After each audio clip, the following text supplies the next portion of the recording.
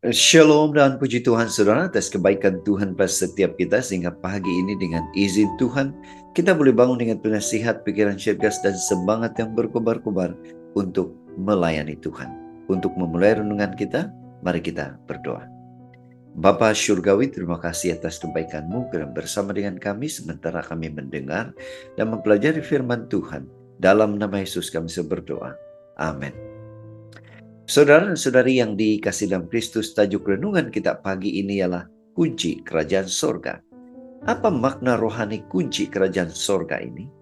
Firman Tuhan dalam Matius 16 ayat 19 mengatakan, "Kepadamu akan kuberikan kunci kerajaan sorga. Apa yang kau ikat di dunia ini akan terikat di sorga, dan apa yang kau lepaskan di dunia ini akan terlepas di sorga." Saudara, bacaan kita hari ini kita boleh baca semuanya dalam Injil Matius pasal 16 ayat 13 hingga 20. Ini merupakan peristiwa di mana Petrus mengakui bahwa Yesus adalah Mesias. Saudara, ilustrasi. Dalam pelayanan bait suci di dunia, satu ketika, kunci bait Tuhan itu diserahkan kepada para ahli Taurat pada saat dia dilantik.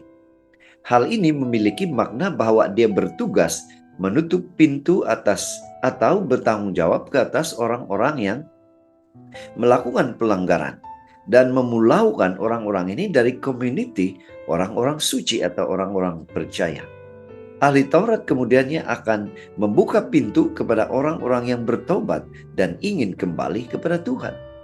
Nah saudara, ungkapan Tuhan Yesus kepada Petrus yang mengatakan, "Kepadamu akan kuberikan kunci kerajaan sorga," adalah ungkapan kewibawaan yang diberikan Kristus kepada murid-muridnya. Kewibawaan itu diberikan saat setelah pengakuan Petrus, "Engkau adalah Mesias, anak Tuhan yang hidup." Luar biasa saudara. Artinya apa? Artinya para murid diberikan wawasan dan kemampuan untuk memberikan atau memberitakan Injil supaya kerajaan Tuhan dibukakan kepada mereka yang percaya dan ditutup bagi orang yang menolak. Martin Luther, tokoh reformasi, pernah menyebut, karena ajaran Injil lah yang membuka sorga bagi kita. Selain itu saudara, ungkapan Tuhan Yesus itu mengandungi kewibawaan bahwa para murid ditugaskan mengajar para pelanggar dan memulaukannya dari orang percaya lainnya. Kemudian diterima kembali setelah ia bertobat. Saudara, apa penerapan kisah atau cerita ini untuk kita? Wawasan dan kemampuan yang sama diberikan kepada kita juga.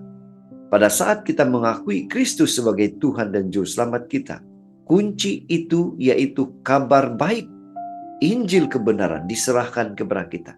Kita ditugaskan untuk membuka pintu sorga kepada mereka yang dipenjarakan oleh iblis atau mereka yang berada di dalam dosa.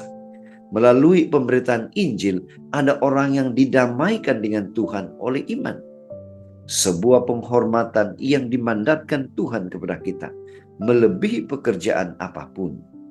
Itu sebabnya pada pagi ini, mari kita ingatkan diri kita, serta bersyukur bahwa penghormatan terbesar Tuhan kepada kita ialah menjadi alat dalam tangan Tuhan untuk membawa yang sesat kembali kepada Tuhan.